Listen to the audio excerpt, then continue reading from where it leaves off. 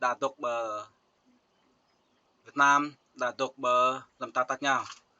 sân mà Đảng Cộng sản là một chuyện bè nên Đảng Cộng sản là một đảng độc tài chỉ bộ nhiều cái độc tài như mô đoạt làm ta tal xa như mô đảng căn ô tal đoạt nên cái như blue như là dọn như bè nên bao thủ nên chỉ bộ nên tơ đa đề nên blue xe máy blue này như là tên đề so là một trạng lùm ta nên nhé câu chết thế này nhỉ Đảng Cộng sản là một đảng độc tài là người ta nói đúng lại nói sai tìm cách trong pha người dân tộc bản địa của chúng tôi không cho chúng tôi nói lên trên trang mạng xã hội về Đảng Cộng sản Việt Nam sai phạm Đảng Cộng sản Việt Nam lợi dụng như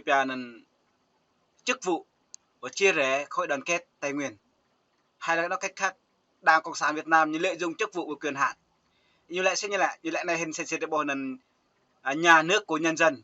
công an của nhân dân này hình tế bộ mà nhu vì dân vì nước mà không có duyên cả nhu vì bản thân vì gia đình như đấy tuy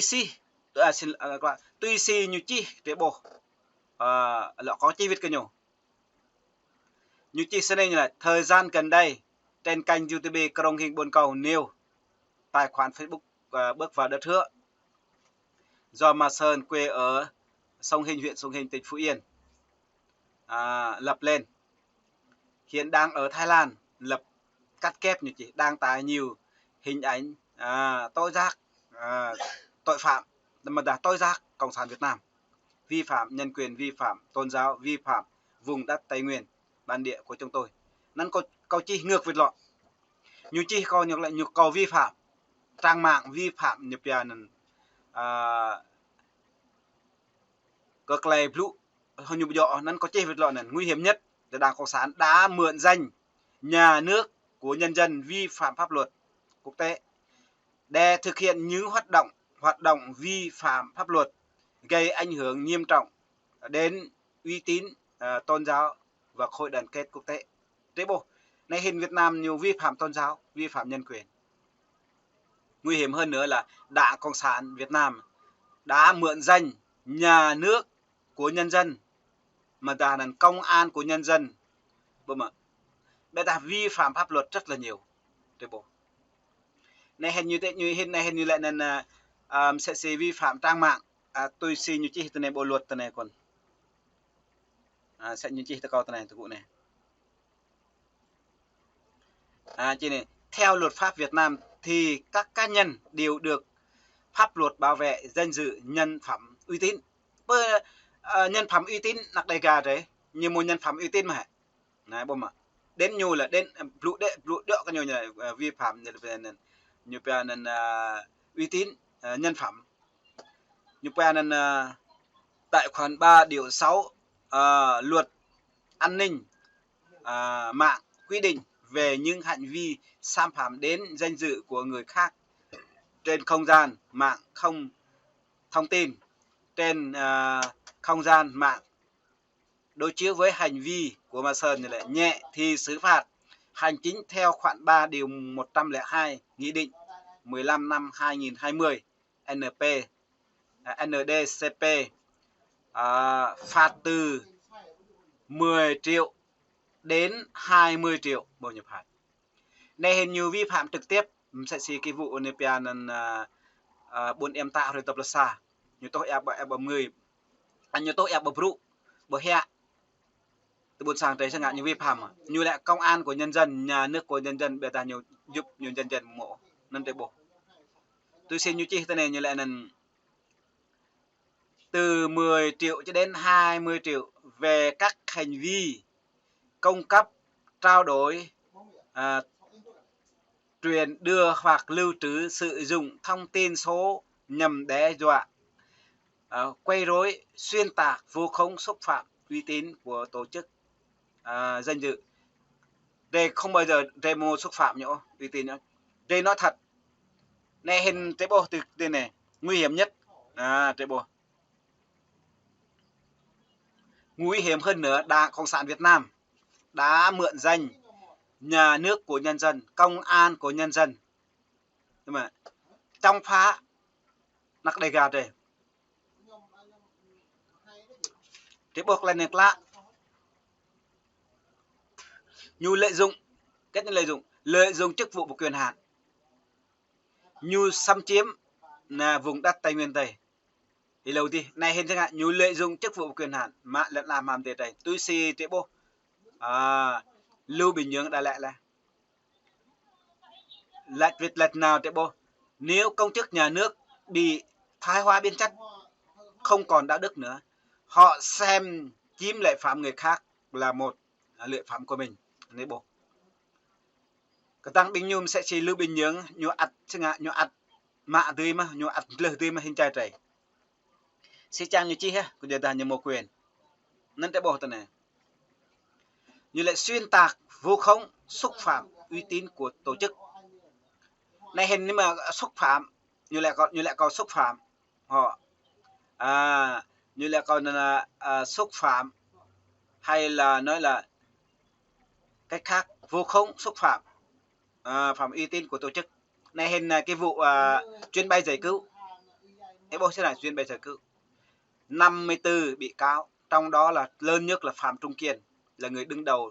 hối lộ 42 tỷ trong đó 253 lần và sau đó cái vụ test Covid trong đó hai cấp cao nhất đó là Chu Ngọc Anh và Nguyễn Thanh Long đúng không ạ đó là một tổ chức Lưu Bình Nhưỡng như lại là nếu công chức nhà nước thoái hóa biến chất họ trở nên như vậy họ trở thành không có lương tâm không có đạo đức không còn bằng tính con người nữa là gọi là tính sự tham lam xem tài sản của người khác là chiếm lợi phẩm của mình cho nên là dần đến hối lộ dần đến vi phạm pháp luật không phải riêng mà 54 bị cáo và trong đó cái vụ chuyến bay giải cứu về nhân đạo rồi tiếp tục cái vụ nhiều test Covid rồi nhiều cái vụ khác nhau rất nhiều cái vụ nhưng mà chúng ta dành thời gian một chút để chúng ta lướt trang mạng chúng ta thấy rất là nhiều cái vụ khác nhau. Đây bộ đây là hình ảnh đây bộ hình ảnh này là Tô Lâm đang ăn bò rác vàng đúng không ạ làm nên bao nhiêu 11 đến 13 tỷ đồng một bữa ăn lúc đó như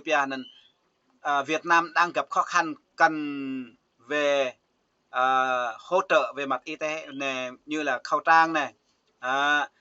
giường này các loại bộ y tế để cần thiếu thốn lên như Bình Nhưỡng này thích ạ đi bò ăn bò rác vàng còn một lớp thì ở trong nước như là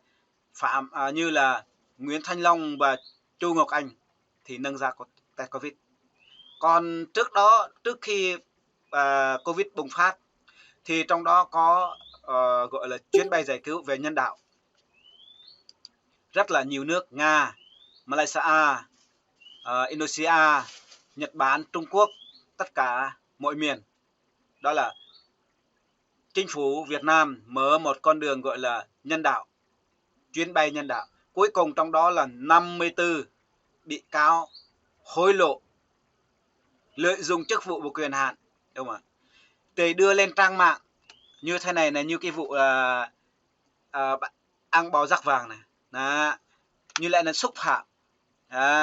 xúc phạm cái này là không phải là xúc phạm cái này là sự thật mà nói mình là nói xúc phạm đúng không ạ như xúc phạm như vi phạm để bộ theo các bộ hình ví dụ trước 1954 45 54 gì đó là vùng đất Tây Nguyên đây là 5 tỉnh Tây Nguyên đây là màu mỡ nhất khoan sản về bộ là nên chỉ các loại đá quý mùa chi bờ Đắk Nông Đắk Miên Cao Tầng năm 93 về bài 1 bài 2 nếu mà đường Nhupia đường Elan Duy Hòa đi là Tô Lâm Đồng thì là lúc đường khi như 593 là đường cấp phối một lần đó một lần cái tròn lúc đó thì một chuyến đi là 2 chiếc xe ca sáng hôm sau có 2 chiếc xe ca về lại. Đường đi đường Cronono, đường cầu Serpok này, qua đường Duy Hòa. Cậu đã từng qua năm 2013. Trô cái này xem ạ. Để bộ mua lỗ tài sản như pian Tây Nguyên này mua lỗ từ mừng kêu tàu sẽ kêu nó là khai thác Hoàng Anh Gia Lai khai thác mà này lần tàu nó nè tàu nó Hoàng Anh Gia Lai khai thác mà tại Buôn Thự này tại thị trấn Buôn Thự này để trăn một cái máy như pian là máy cưa đá của Hoàng Anh Gia Lai. Tất cả tài nguyên môi trường bờ vùng Thái Lan vùng Tây Nguyên này chỉ là một lỗ những bằng chi là như lợi dụng chức vụ và quyền hạn, lợi dụng ít lăng là phong nọc na của san Việt Nam, như lên chủ tịch xã, chủ tịch huyện, chủ tịch tỉnh, chủ tịch trung ương như 4 cấp. Một thứ nhất trung ương, thứ hai tỉnh, thứ ba huyện, thứ tư xã để 4 cấp. Cấp trung ương, cấp tỉnh, cấp huyện, cấp xã. Mà vài ngày thôi, một năm sau thôi, xây nhà cao cửa rộng, mức như mổ sẽ thông. Tiền lương như giỏi lắm bao nhiêu? 10 triệu, 20 triệu. Tại sao lại có biệt thự, biệt phú 2-3 cái? Không hối lộ mới lại chứ dần bẻ. Đây là hối lộ lợi dụng chức vụ quyền hạn. Nên nếu mà bình mạ vợ nhập thuộc về đất đai, như làng ta nọc đất đai, sẽ làm bà xã như một lưu bằng ngành. Chủ tịch, phó chủ tịch, thu quý, thư ký như một 4, trong đó như một bên công an xã này như một 4 bạ cho mà này, làm nên sẽ như một bên lũ bên mình bên ngã ra này ar này đi này bông ạ, bên sẽ bên mạ lại lần lan sau đó này thì một gì bông ạ, những bộ lần màu mơ bây giờ ngã nhiều rừng nhiều việc con trẻ này mà ta nên cương trẻ này mạ lần là nên lúc nào là đấy là cách lúc nào cũng sẵn thì lên tiếng như lại trên này vi phạm trang mạng sẽ trình lại này ma sơn vi phạm trang mạng này. Đây, theo luật pháp Việt Nam thì các cá nhân đều được pháp luật bảo vệ danh dự. Đấy bông ạ, nhu so là để đưa lên anh như lại danh dự mà như lại. Nhân phẩm uy tín tại khoản 3 điều 16 luật an ninh mạng quy định về những hành vi xâm phạm đến danh dự của người khác trên không gian mạng, thông tin trên không gian mạng đối với chiếu với hành vi của mà sàn nhẹ thì xử phạt hành chính theo khoản 3 điều 102 Nghị định 15/20 ngày tức là ngày 15 năm 2020 NTNDCP phạt từ 10 triệu đến 20 triệu về các hành vi cung cấp, trao đổi, tuyên đưa hoặc lưu trữ, sử dụng thông tin số nhằm đe dọa, không ai đe dọa gì hết. Ở đây là nói sự thật các bạn. Quay rối như là xuyên tạc vu khống xúc phạm uy tín của tổ chức, danh dự, nhân phẩm vì uy tín của người khác. Nhân phẩm thì còn cái nhân phẩm gì đó, như Lưu Bình Nhưỡng nói là nếu công chức nhà nước bị thoái hóa biên chất, họ có tư tưởng họ là xem tài sản người khác là chiếm lợi phạm của mình, có nghĩa là họ không còn đạo đức, không có lương tâm, họ chỉ có lương tâm ham muốn, hay là lương tâm có lương tâm là xâm lược, lương tâm gọi là xâm chiếm đất đai người khác, tài sản người khác thì có, mà cho danh dự nữa, không biết danh dự à? Người khác không có cái danh dự à? Thấy không? Bộ mà.